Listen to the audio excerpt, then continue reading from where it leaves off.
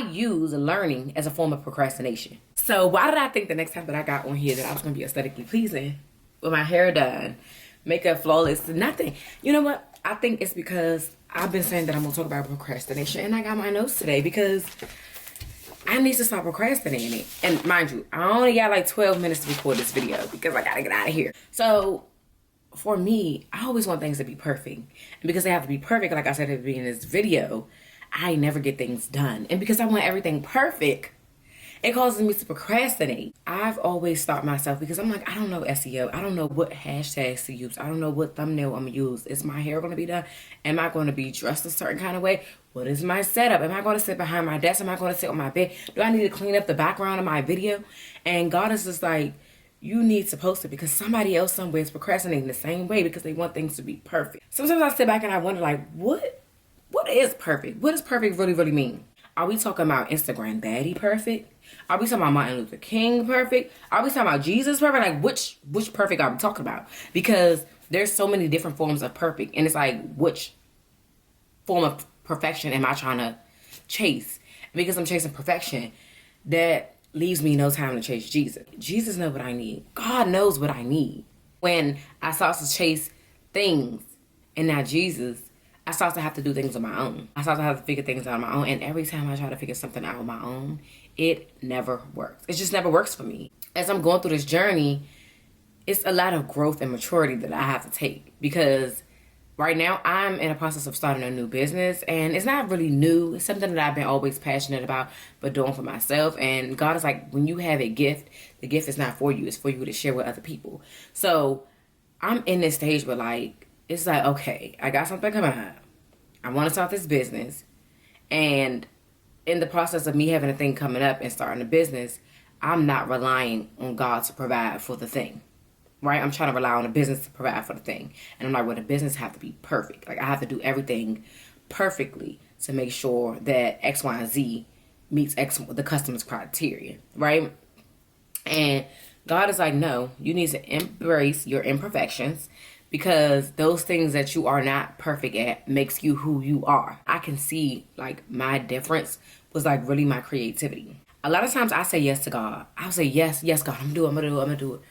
But, and soon as I throw the button, it's like, I'm acting like I'm God's God. You know, like, I know the plan for my life. Like, I'm like, but it needs this particular detail, but it needs this particular thing, and it's like, yeah, God, I'm gonna follow your plan, but I'm gonna really do my own plan. Anytime I add that but, because it's like, yes, God, but it needs to be perfect. Yes, God, but I want it to be perfect. Yes, God, but anytime I add that but, I'm actually telling God no.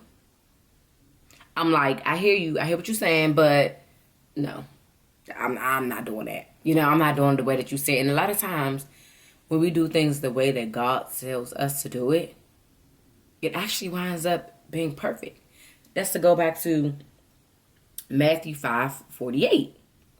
So be perfect, just as your Father in heaven is perfect, right? So when you do it God's perfect way, take every step. Sometimes them steps is going to have a lot of trials, a lot of tribulations. Like, I just think about Jesus' story and how he was in the garden. And he asked God, he was just like, if there's any other way, please let me not suffer this way. But God, let your will be done. And Jesus went through that suffering for us. So when God's will is done, God's will is done. It's going to be the way that God intended it to be done.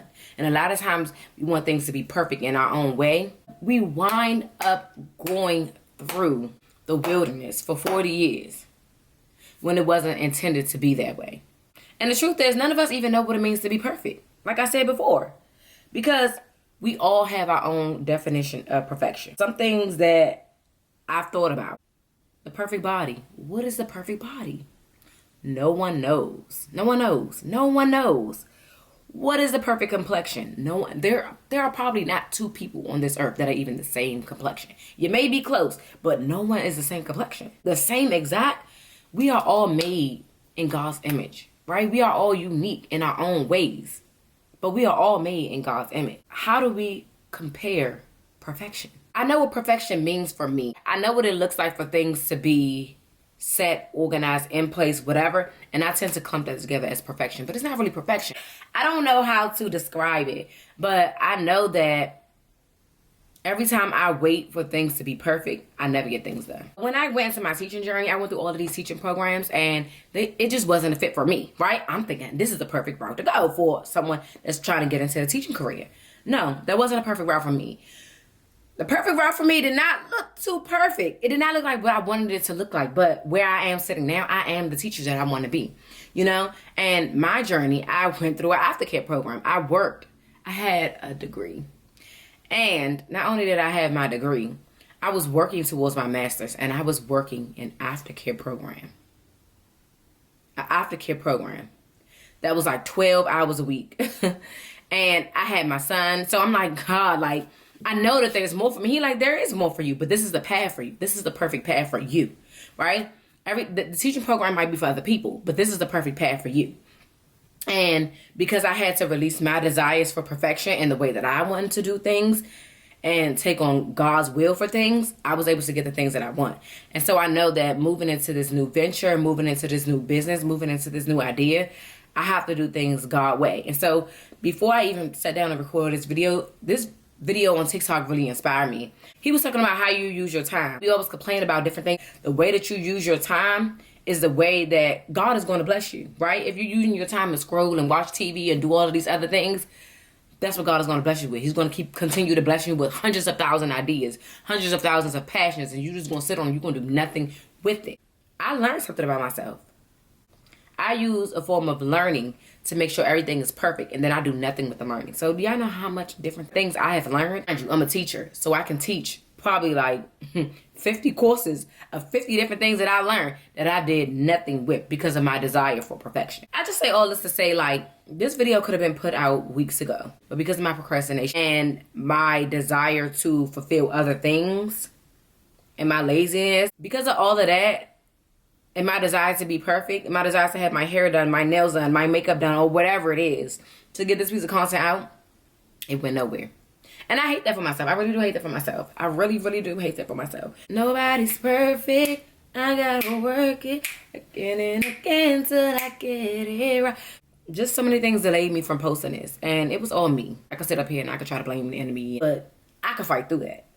God has equipped me to fight through that. God has equipped you to fight through that. And so, like, a lot of times we sit around and we blame. Instead of getting up and working through the things. I gotta get out of here, though. I'll see y'all later.